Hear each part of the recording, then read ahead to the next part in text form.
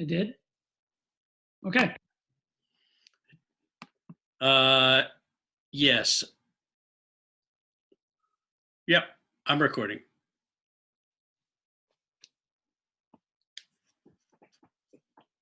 Get no respect. I know.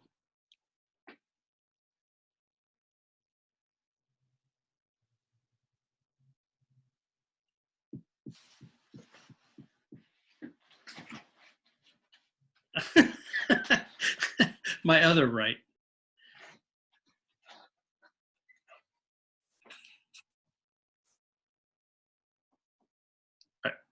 Are you recording, Jim? Yes. So it says in your upper left-hand Yes. corner of the screen it's recording. Yes, Jeff.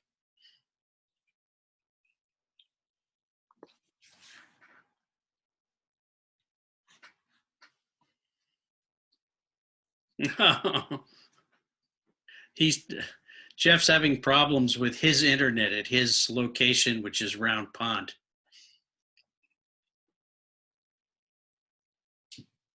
Talked to Willie this morning. No, we're not recording. I'll fill you in.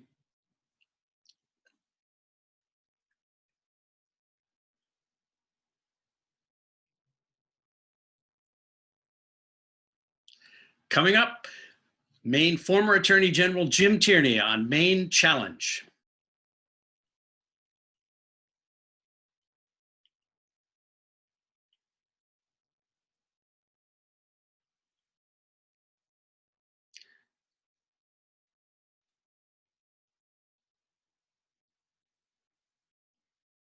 Okay. Okay.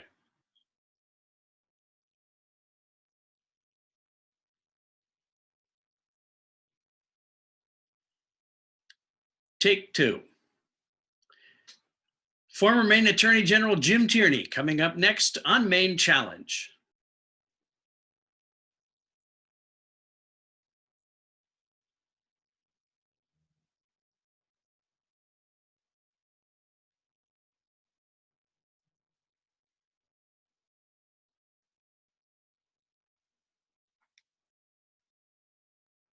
No, don't hang up. And don't tell me about time elapsed until we're halfway through the show or so.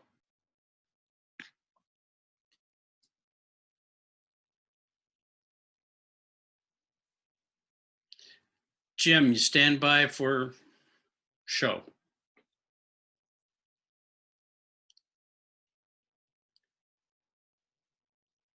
Could you rotate your computer slightly clockwise, Jim? Perfect, thank you.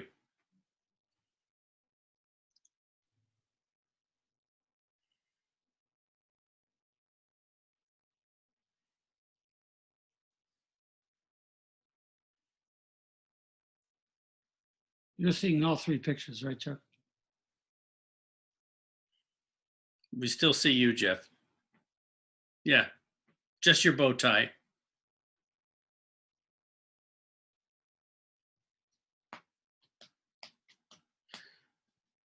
No, do you see me full on screen, Jim? Yes. Or are we side by each? I see you full.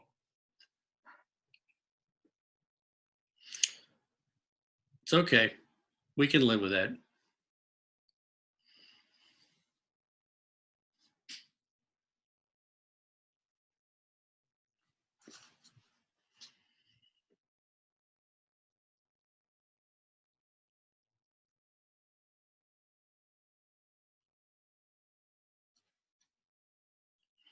Ready, Jim? Yeah.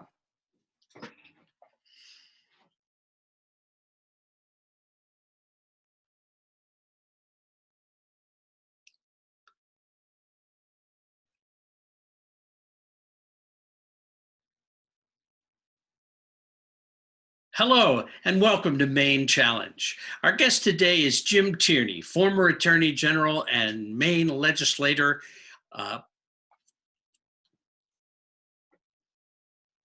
Okay.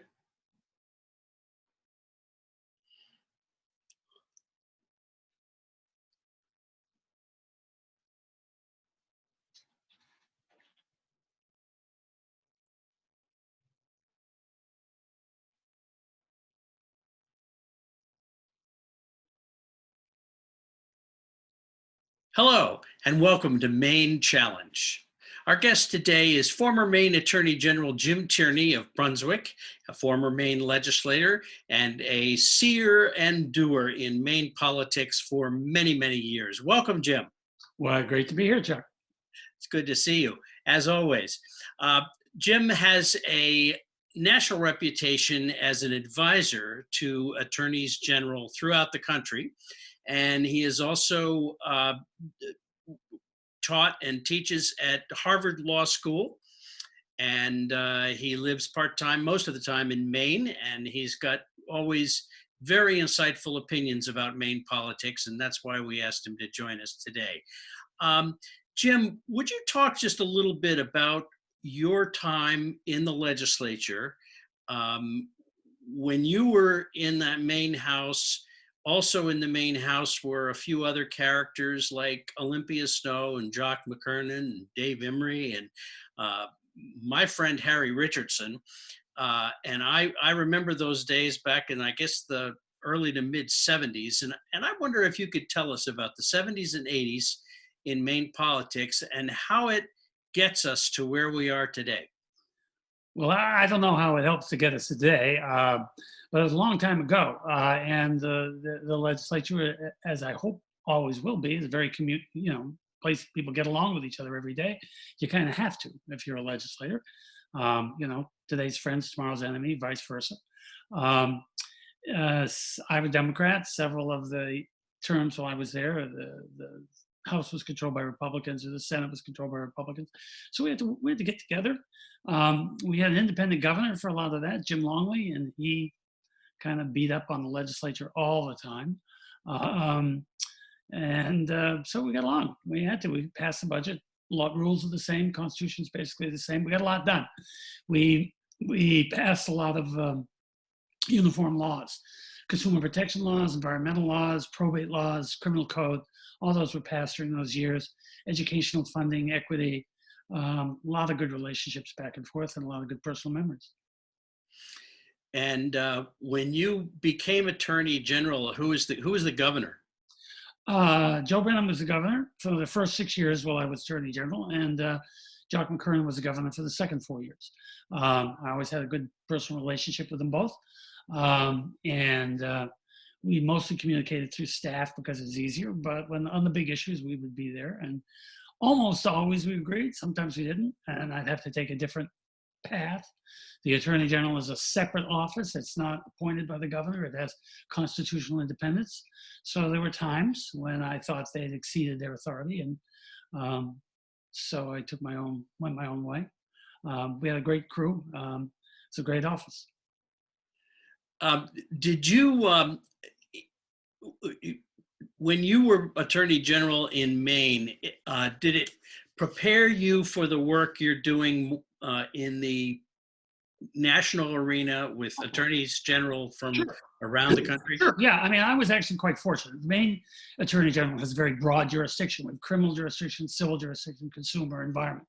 So, and I was also a very hands-on person. I had about 100 lawyers, and I was very hands-on. So if you do something for 10 years, as I did, I pretty much became familiar with every division and what they did. So after I left office, I was retained pretty quickly by the attorneys general of Ohio, and who was a Democrat, and Arizona was a Republican. And I'd go in and I'd do consulting for them. And we did things in Maine that other states couldn't do. So I'd basically export my ideas. I'd learn, I'd listen as I went along. And so I ended up working for over half the states. I still dabble in that from time to time. I used to make my living at it. Now I do it for free. And then I also jump into the big cases. I jump into the tobacco case, the Microsoft case, the home equity robo-signing cases. So I would be involved and oftentimes consult with the attorneys general and with the federal government and bring people together so that we could keep as united front as we could as the states tried to do things. Now, basically said, the states are designed constitutionally to fill the gaps. So if the federal government's not doing something, then the states are kind of designed to step up and do it. So when we had the 2 Bush administrations, they didn't do a lot of consumer protection. So the states took it over, that kind of thing. which is a perfect transition for my next question. And that is, and I know every state is different, but how do the attorneys general fit into the uh, rather delicate relationship that's happened between some of our larger state governors and the president and the White House, who seem to be restricting the availability of some of the very critical materials and safety equipment that we need in fighting the coronavirus? Actually, a pretty simple question. The vast amount of governmental services that are provided to the people in every state come from state government. It doesn't come from the federal government. And if you throw education in there, because states have a big involvement in local education, and billions of dollars go from the federal government to the states to help carry out those purposes, and the money doesn't come without any strings. So the federal government's ability to control what states do or don't do is how you get the money. So if you want the federal money, then you kind of have to dance the federal government's song. But basically public health, which is what you're asking about, we're in the middle of a pandemic. Public health is a state function, always has been a state function. And I might know, not a municipal function, it's a state function. So the question is, obviously a pandemic doesn't respect state lines, right? Right? People move around. We have a constitutional right to move around. And so what happens, the disease comes with us. And so when you cross state lines, the federal government is more apt to get involved. But the basic functioning of our economy has also become far more internationalized since I was in the legislature. So it used to be, you did something in Maine, it was resolved in Maine. But now, Walgreens in Maine is the same as Walgreens in California. So what you do is, anything you do automatically is going to have a national impact, and international too. We'll put that aside for the moment. So anything that was sold on the internet, again, crosses state lines. So state government, state regulatory powers have to lie down with federal regulatory powers. So we have this particular president who doesn't know anything that we're talking about. I can't believe he's ever read the Constitution. I don't think he's ever read a law book. And so he just kind of pontificates every day and doesn't make much sense. So the question is, if you're a state government, is how do you find the adult who's still functioning within the federal government? And just leave the president out of it. So that's what a lot of state governments are doing. They're trying to talk to the CDC, or talk to Secretary Mnuchin, and talk to some of the adults who are left. A lot of them came and left, so we don't have many adults left, but there are some, and they're hanging in there, and I hope they do, so that we can figure out how to get federal aid into the states. But once it hits the states, state government's going to decide where it goes. That's why, and I think our governor in Maine, but I also think governors around the country are doing a pretty good job. They've got overwhelming support of the people in their states from both political parties to try to chart this course. You have a few loudmouths who, bloviate, but they don't really count. So they don't. I would love to be wrong about this, but I really get the feeling that the White House wants to reward states that support the president and punish states that haven't shown enough support for the president. Am I right or wrong? No, well, let's step back. I mean, Congress is the same way. When the Congress passed their horrific tax cut, so-called tax cut, they particularly and specifically carved out several provisions that would hurt what we would call blue states. Stunning to me that Senator Collins would vote for that bill. Not only was it a huge giveaway to the wrong people, but it specifically discriminated against, in the way, without getting into details, what we can deduct and what we can't deduct, those states with income taxes and all those kinds of things. So the president is certainly reflecting the values that brought him to office. He is going to reward, by virtue of his philosophy, if you can call it that, his instinct of the moment, he's going to reward states that supported him, but not necessarily to get elected, because that's what he believes. He doesn't believe in government. He's never believed in government. He wants to do what he wants. He likes the bankruptcy courts. They're his friend. But he doesn't like any of the other courts. He doesn't like prosecution, who are going to come in and put people who break the law in jail. He doesn't like them at all. So, so he, in a sense, you're correct. You could just pretend we're on one of the networks and say, oh, yes, he's out there trying to hurt the democratic states. But I just think he's being who he is. And he believes in very small government unless he's getting a handout, getting some largesse from it. He doesn't believe in the IRS, obviously, or he would have disclosed his tax returns.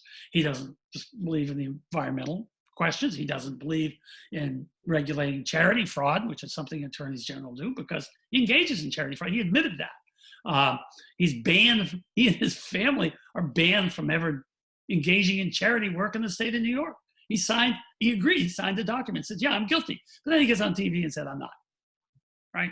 So it is what it is. Sorry, gave you a little rant there, but that's essentially what we're trying to do. So for those of us who believe in law enforcement here, and that's what this is about, believe that the laws we have ought to be enforced, the regulations ought to be enforced. This is the critical issue facing us during this pandemic. And the president is working very hard to make sure the laws are not enforced. So he's getting rid of any inspector generals. He's getting rid of any sort of person looking over his shoulder. So naturally, he doesn't want any judges. He doesn't want any inspector generals. And he sure doesn't want any governors or attorneys general to look over his shoulder. And most of the Republicans are going along with that. They're kind of backing him up. If he gets defeated, or maybe even if he isn't defeated, the Republican Party will fall on his bones like a jackal and tear him to pieces once the election's over. Because these laws that we're talking about were put together by Republicans and Democrats. You know, I mean, the food stamp program came from Senator Dole, right? You know, he's from Kansas. He's a Republican.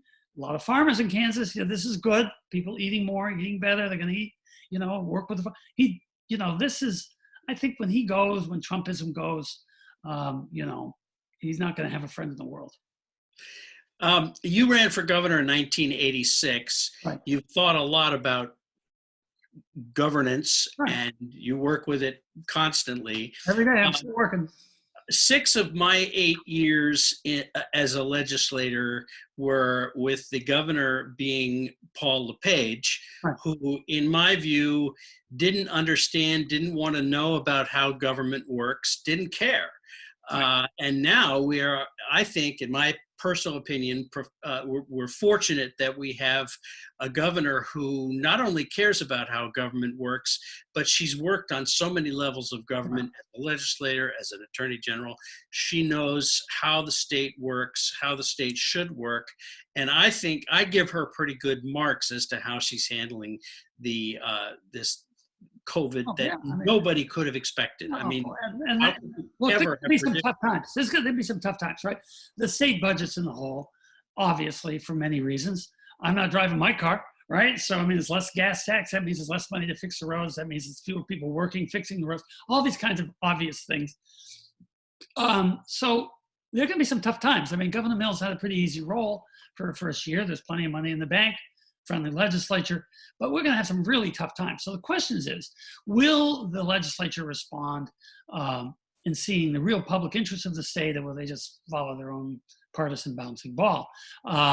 It's, you know, we hope that people say, yeah. I mean, look, a lot of liberals are going to have to suck it up. There are going to be a lot of government programs that are going to be cut. There's going to be less money for education. There's going to be less money for social services because we don't have it.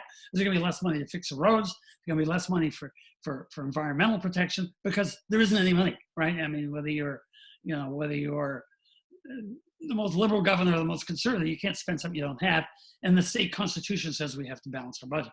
Now, as far as former Governor LePage, I've never met him. He's a kind of pathetic guy, you know. I mean, I think he misses having the state trooper drive him around, and you know, he likes getting on TV and stuff. So, I mean, it's really pathetic, right? He lives in Florida. I mean, that's the only word I can think of. Is pathetic. He showed up. He showed up for the demonstration, the protest on Saturday. He just wants to see. He's one of these guys. You know, I've dealt with, if not hundreds of thousands of elected officials now. I deal with them all across the country. I've dealt with probably, a dozen of the men and women who are in the U.S. Senate now have been either clients or close associates with me when they were Attorney General. Jeff Sessions came to my house in Lisbon Falls. John Cornyn used to ask my advice. He was the AG of Texas for a while. So I'm here. I see all these guys. They come and they go, right? So some of them, a very few, just can't give it up, right? So you say, okay, Governor, you, Maine, LePage, you caught a lucky. He never got 50% of the vote. He never could. He never broke half. So why don't you just go to Florida where you want to live anyway? But they can't give it up. They have to have their voice on there. And it's actually, if you take the politics out of it, it's kind of sad. I mean, come on, Governor, why don't you read some fiction? Half the books in the world are fiction. Why don't you read anything? Why don't you jog? Why don't you play with your grandkids? Why don't you just do stuff? And I see this in both parties, but he is kind of like the classic example of a guy who, so he's not going anywhere. He's dead meat. I don't think he's going to run. It's all bluster. Well, the protest that we've now seen at least 3 Saturdays that are held in front of the Blaine House near the State House. Yeah.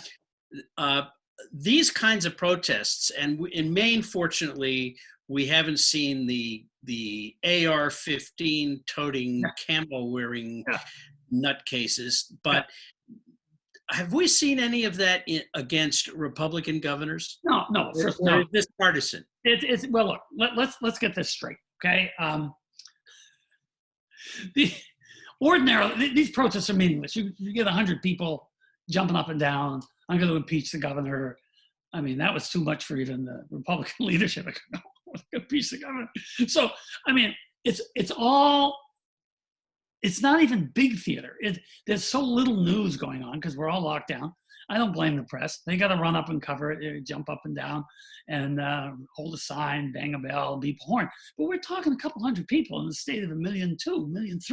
This is not serious in a political way, but it is very serious in a public health way. Very, very serious. And this has not been true for other protests on other issues. I've been in both sides of protesting, right? But it's look, if 100 people go playing around, jumping up in front of the Blaine House, no mask, no gloves, and then they go back, spread all over the state, and they pump our gas, or they work in our grocery stores, or they, just live their lives. They work on our cars if cars break down. This is really scary because just one of those people can make a lot of people sick. And so they come back and they shake hands with the local police officer before he can pull his hand away. Then the local police officer gets called an emergency or has to run out. He 10 other people, each of those 10 people, and then we're in real trouble. So the question really isn't the protest. They have a constitutional right to protest. I defend it. Absolutely. You have a right to stand out there and jump up and down all they want, say whatever they want. But the risk becomes, for all of us, is it stops this very steady, careful opening up that we desperately need to have as a state and as a country to get our economy back, to get people working. It's not just the money, it's your sense of self, it's who you are. I hang out with my high school friends, a couple of my high school friends, they're over 70, they can't volunteer at soup kitchens, and their sense of purpose has been taken away. It's not just making money. My daughter's a school teacher. She's trying to touch these kids, but do it over the internet, provide the kind of support and guidance that they need. This is very, very difficult. I've got 4 grandchildren in college. Can you imagine 4 grandchildren in college at the same time? And sure, they're going to have their grades, but will they be able to have the kind of personal experiences and make the personal friendships that you make when you're in college? So what happens is, it's the disease that's guiding us. It's the virus that defines us. And so the problem with these protests are not the political protests. It's the fact that if just a few people don't go by the rules, we're all in trouble. And if you don't mind, to give you the easiest example, if one person pees in the swimming pool, nobody wants to swim in the swimming pool, right? It only takes one person to really inflict great damage. We don't want to be authoritarian. We don't want to run around and arrest everybody who doesn't wear a mask. We need to have people use common sense. When I go for a walk in the woods, which I do every day, walk 5 miles a day, I don't wear a mask. Nobody around. I'm using my common, I got one in my pocket. So we don't want to become authoritarian. But on the other hand, we need careful government. It has to be planned. It has to be scientifically based. And I'm sorry, I'm not letting you ask many questions, but the kind That's of okay. foolishness. I mean, it's not a problem with the demonstration. They have a constitutional right. They have a First Amendment right to do that. But when you hear people say, no one can tell me I can't work or I can't make a living, that's ridiculous. It's preposterous. That's why we have licenses. That's why, right? That's why we have laws, right? You know, there are things you can do, there are things you can't do. That's what we call democracy, passed by Republicans and Democrats over the years, and they overwhelmingly work. And one of the laws that works is to give the governor the chance in an emergency to start to tell people that they can't do certain things. It's right. It's a core democratic value. If you were the governor, how would you balance the deep need for trying to recover our economy and letting people go back to work, letting the stores and the restaurants open up, versus the public health and the public safety coordinates that are, I mean, we've never seen this before. All right. If I were governor, I would resign and figure out some way to get Janet Mills appointed, because I think she's doing a great job. It's a much better job than I could do. But you know what? There's a couple things I've watched her do that shows she's really from Maine. All right. My wife and I were going for a ride. We don't get out of the car, but we drive around. And it was the last couple of days of March. And I noticed a bunch of people fishing, Lake Auburn, freshwater fishing. Now, I know for a fact, wait a minute, fishing season isn't open yet. It starts March. So I went back and checked. Janet Mills said, you know, we can make a deal here. We can let people fish, right? Because Maine people love to fish. She loves to fish. So we saw it again now as Memorial Day weekend approached Maine. Governor Mills said, you know, people like to just go and sit in the camp. So, which is Maine people only, right?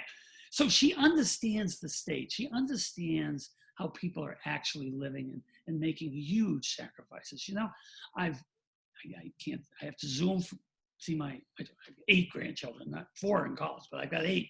And so how do I see them, right? I can't touch them. It's all right. Governor Mills is going to lead me through that. So we're doing it by region, by part of the state. We're obviously going to have to deal with our many, many summer visitors. Hope they come. I'm not trying to keep everybody out.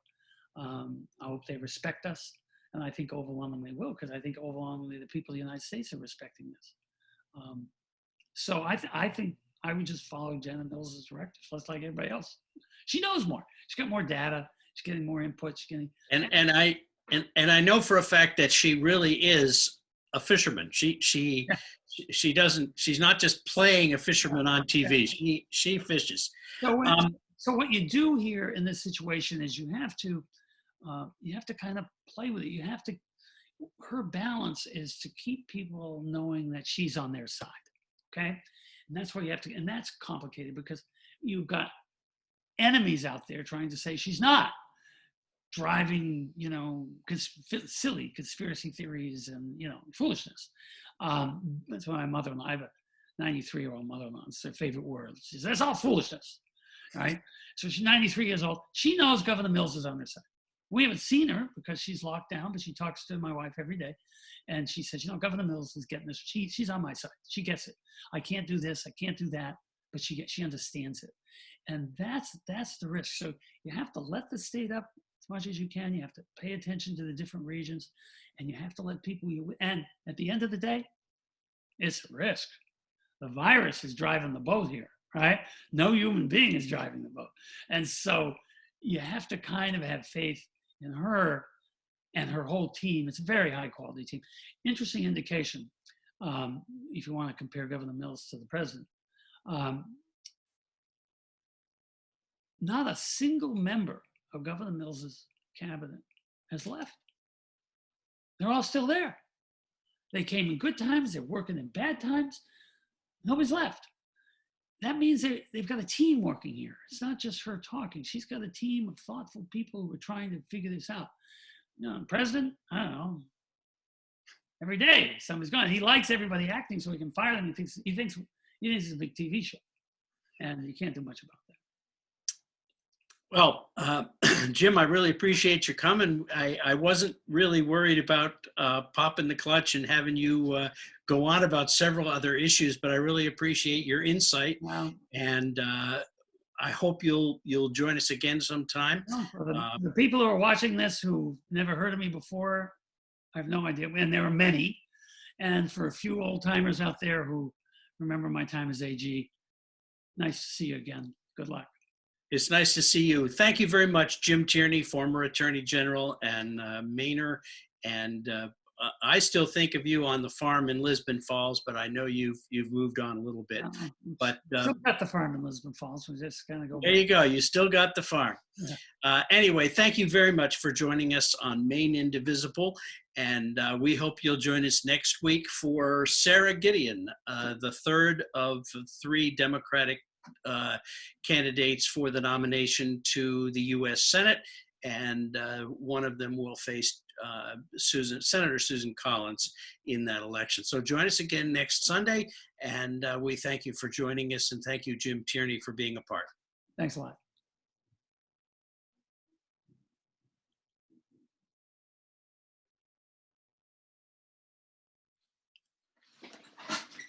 Stop recording now? We're going to do the close again. Okay. Oh, sorry. No, it's Lincoln County Indivisible, and it's Maine Challenge, a production of. Oh, okay.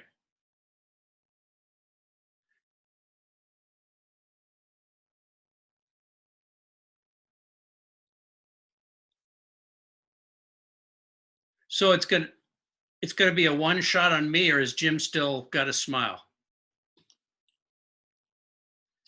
Okay, you're free, James. Don't go yet. Don't go yet. Okay, so I'll do close and call it take 2.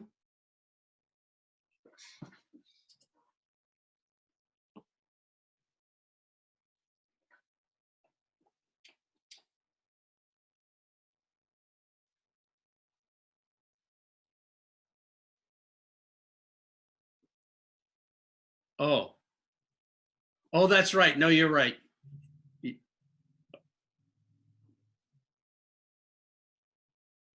So, but I need to thank Jim again, right? Because you.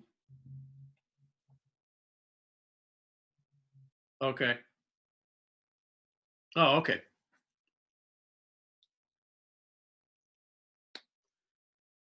Okay, thank you. Yep.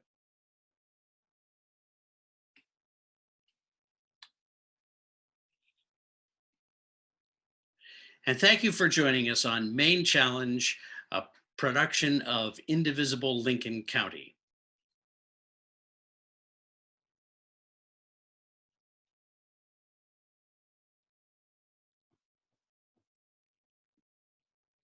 Right.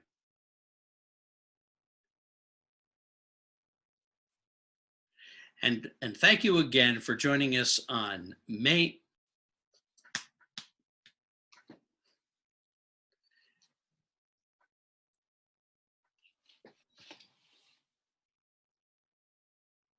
Take 4, close. And thank you for joining us on Maine Challenge, a production of Indivisible Lincoln County. See you again next week.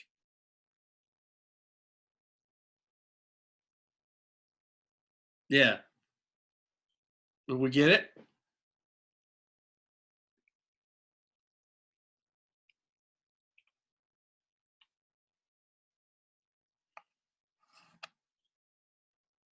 Were the dropouts on both sides?